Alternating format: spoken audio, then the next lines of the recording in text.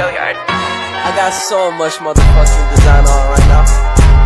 Break it down, bring it back, make it clap. I got 3 old thoughts, new block, wear that thing. Bitches on my line, and you know.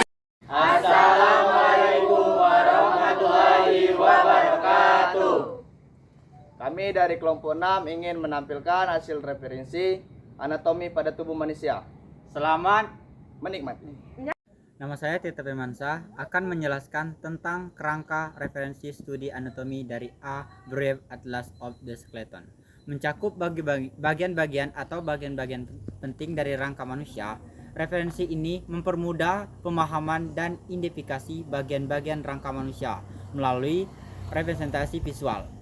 Berikut adalah bagian-bagian atau kerangka referensi studi anatomi dari A Brief Atlas of the Skeleton. 1. Skull atau tengkorak, terdiri dari kranium, tengkorak, otak, dan wajah.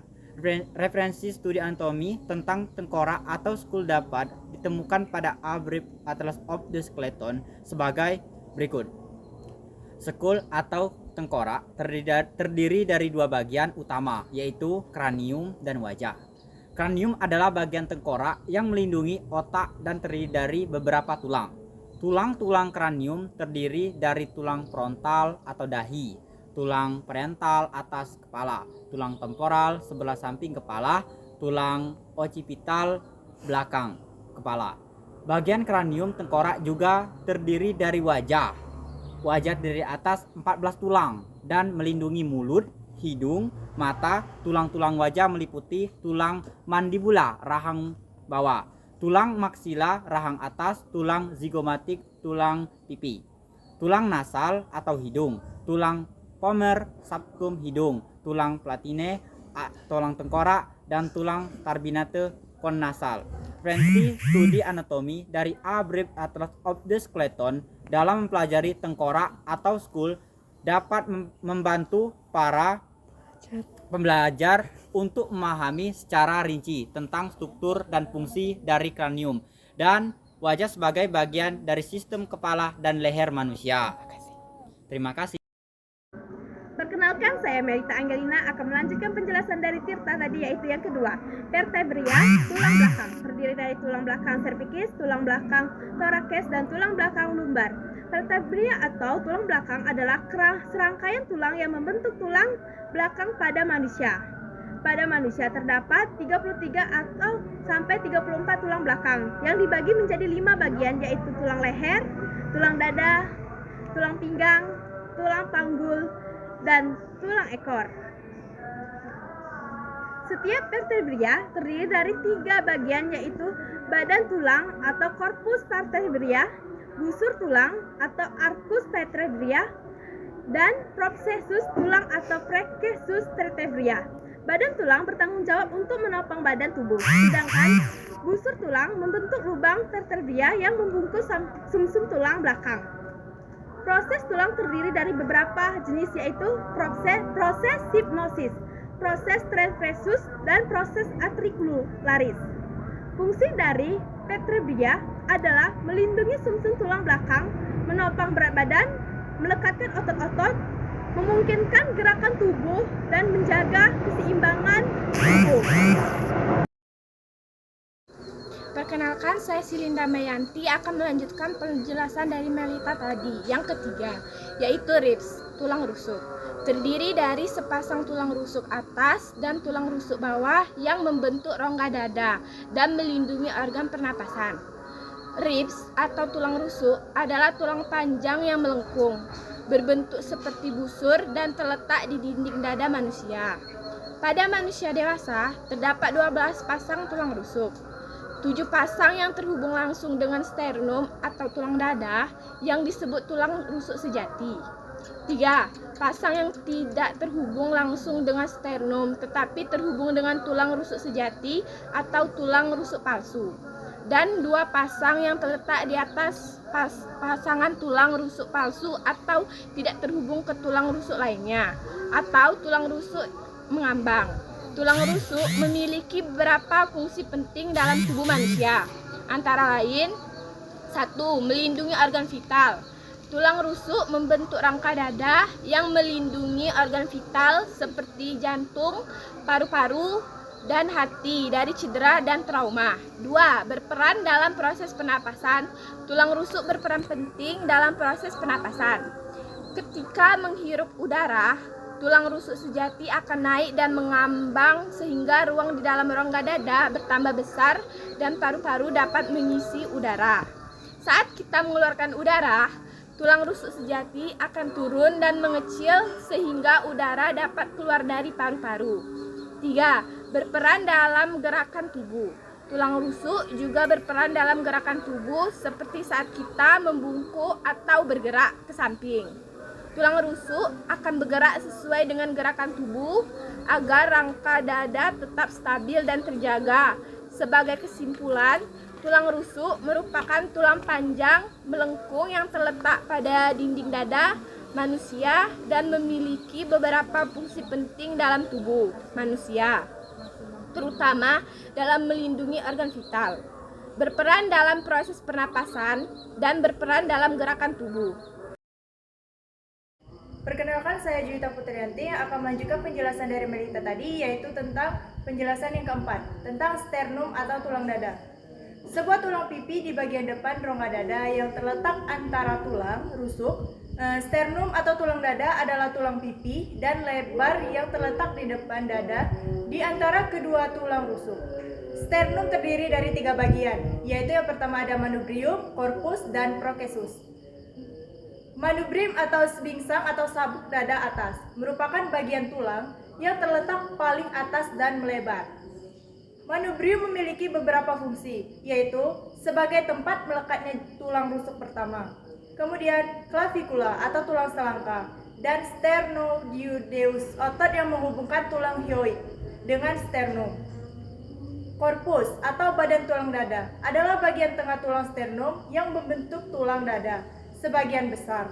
Korpus berfungsi sebagai tempat melekatnya tulang rusuk yang kedua hingga ketujuh dan otot-otot dada.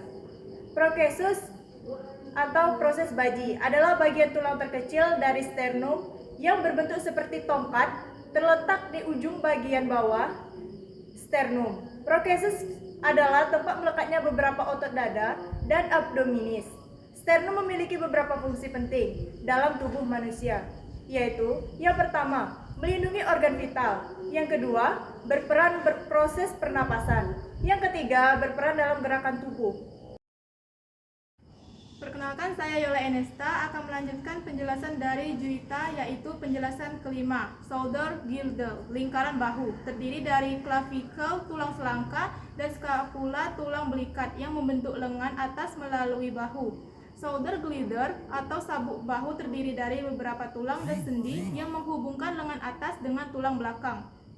Sabuk bahu terdiri dari 2 tulang utama, yaitu tulang clavicula atau selangkah dan tulang scapula atau tulang belikat. Tulang clavicula terletak di antara tulang dada, sternum, dan tulang bahu, humerus, dan membentuk sendi sternoclavicular dengan sternum dan acromioclavicular dengan scapula. Tulang clavicula berfungsi untuk menopang bahu dan memberikan dukungan untuk lengan atas. Tulang scapula terletak di belakang tulang dada dan bersama dengan tulang clavicula membentuk sendi bahu atau glenohumeral joint. Tulang scapula berfungsi sebagai tempat melekatnya otot-otot besar dalam bahu dan memberikan dukungan bagi lengan atas agar dapat bergerak dengan bebas. Shoulder girdle atau sabuk bahu juga terdiri dari beberapa sendi dan otot. 1. Sendi acromioclavicular atau AC. Sendi ini menghubungkan tulang clavicula dengan tulang scapula. 2. Sendi sternoclavicular atau SC. Sendi ini menghubungkan tulang clavicula dengan sternum. 3. Sendi bahu glenohumeral. Sendi ini adalah sendi yang paling besar pada tubuh manusia dan menghubungkan tulang scapula dengan tulang lengan atas atau humerus. Otot-otot pada sabuk bahu berperan penting dalam gerakan bahu, antara lain 1. Otot deltoid. Otot ini berada di atas dan diisi tulang scapula dan menggerakkan bahu ke segala arah. 2. Otot rotator kaf, kaf pengayuh.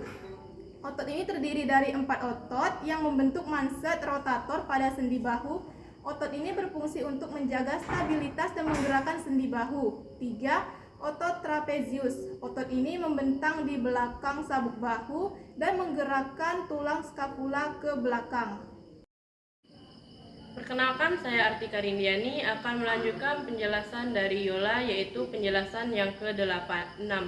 Arbornes, tulang lengan atau arbornes terdiri dari 3 bagian tulang. Yang pertama yaitu humerus dengan lengan atas. Humerus merupakan tulang terbesar pada lengan atas dan terletak antara bahu dan siku.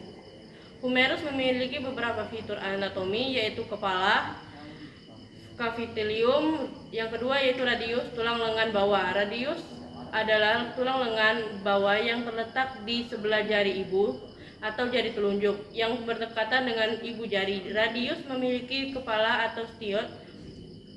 Yang ketiga yaitu ulna, tulang lengan bawah. Ulna adalah tulang lengan bawah yang terletak di sisi jari kelingking atau jari kelima. Ulna memiliki beberapa fitur anatomi, yaitu alekpranon, elektronepicus. Ketiga tulang ini membentuk sendi yang kompleks di bahu, siku, dan pergelangan tengah, dan memungkinkan gerakan tangan dan lengan atas.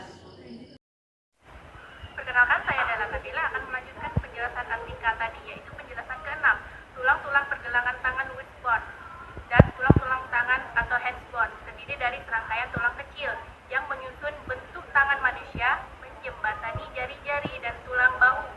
Pergelangan tangan terdiri dari 11 tulang, sementara tangan terdiri dari 27 tulang, termasuk tulang karpal atau carpal bones, tulang metacarpal bones, dan tulang phalanges. 1. Tulang karpal. Karpal adalah tulang-tulang kecil yang tersusun dari pergelangan tangan. Terdapat 2 baris tulang karpal, masing-masing terdiri dari 4 tulang. Baris depan, scarpoid pertama, terletak di sisi jari telunjuk lunet atau kedua, berdekatan dengan scaphoid. Triquetrum ketiga, berdekatan dengan lunet pisciform keempat, terletak di depan triquetrum. Baris belakang, trapezium pertama, terletak di sisi jari telunjuk trapezoid. Kedua, berdekatan dengan trapezium capitet ketiga, terletak di bagian tengah di baris tulang karpal. Hemet keempat, berdekatan dengan capitet. 2. Tulang metacarpal. Tulang metacarpal menghubungkan tulang pergelangan tangan dengan tulang jari. Terdapat 5 tulang metacarpal, yaitu untuk setiap jari. 3. Tulang palang. Tulang palang adalah tulang kecil yang membentuk struktur jari. Ada 14 tulang palang di tangan manusia. Masing-masing jari memiliki 3 tulang palang, kecuali jari ibu, jari yang hanya memiliki 2. Perkenalkan, saya Teguh Adi akan melanjutkan penjelasan dari Dela yang ke-8, yaitu tulang pinggul atau hip bones. Adalah sepasang tulang besar yang menyusun dasar rongga, perut dan ujung panggul serta tulang belakang. Bagian bawah hip bones terdiri dari beberapa bagian tulang, yaitu ilium, isium, dan pubis, yang pada orang dewasa menyatu membentuk actebellum dan perineum. Ilium merupakan bagian terbesar dari hip bones dan terletak di atas actebellus, dan tulang isium. Ilium terdiri dari sayap ilium yang menjadi tempat meletaknya otot-otot panggul, dan actebellum yaitu sendi pelipis di mana kepala femur menyatu dengan tulang pinggul. Isium adalah bagian pangkal hip bones yang mendukung tubuh dalam posisi duduk. Isium terdiri dari tuberous isi, yaitu bagian bawah tulang isium yang menonjol, serta sayap isium yang melekat pada tulang pinggul dan membentuk bagian pangkal tubuh. Yang ketiga adalah pubis. Pubis adalah tulang kecil segitiga yang terletak di sebelah depan dari tulang pinggul. 2 buah tulang pubis melekat pada tulang pinggul sebelah kanan dan kiri, serta terhubung oleh ligamentum pubis. Actebellum terbentuk dari pertemuan bagian tulang pubis, ilium, dan isium. Perkenalkan, nama saya Ramadan akan melanjutkan penjelasan dari Teguh Adi, yaitu leg bones atau tulang kaki yang terdiri dari dua tulang, yaitu tulang fibula dan juga tulang tibia. Kedua tulang ini bersama-sama membentuk tulang yang kuat dan memungkinkan kita berjalan dengan tegak. Berikut adalah penjelasan singkat mengenai masing-masing tulang kaki. 1. Tibia atau tulang betis. Tibia adalah tulang terbesar di antara kedua tulang kaki dan terletak di sebelah dalam. 2. Fibula atau tulang betis sebelah keluar. Fibula adalah tulang yang lebih tipis dan lebih pendek daripada tibia. Tulang ini berfungsi sebagai penopang dan memberikan stabilitas tambahan pada pergelangan kaki. Kedua tulang kaki ini berguna untuk menjaga posisi kaki tetap tegak saat tubuh kita berdiri atau berjalan. Saya Artika akan menjelaskan penjelasan terakhir, yaitu tentang beberapa tulang yang ada di ankle dan on foot bones. Yang pertama, os calcaneus. Os calcaneus adalah tulang terbesar dan terkuat pada tumit yang menonjol di bagian bawah kaki. Yang kedua, os talus atau ankle bone. Os talus adalah tulang besar lainnya di bagian atas kaki dan terletak di antara tulang kering dan tumit. Yang ketiga, metatarsal bones atau jari-jari kaki. Metatarsal bones adalah kelompok tulang yang terletak di antara tulang pergelangan kaki dan jari-jari kaki. Yang keempat, phalanges atau tulang jari kaki. Phalanges adalah tulang kecil yang lentur yang terbentuk dari jari kaki. Semua tulang yang terdapat pada ankle and foot bones saling bekerja sama untuk menghasilkan gerak kaki dan memberikan stabilitas dan dukungan saat berdiri dan berjalan. Tulang-tulang ini juga membentuk sendi yang kemungkinan gerakan yang rumit dan memungkinkan kita beradaptasi dengan permukaan yang berbeda serta membantu mengurangi tekanan dan stres pada kaki. Itulah penjelasan dari kelompok kami akhiri. Wassalamualaikum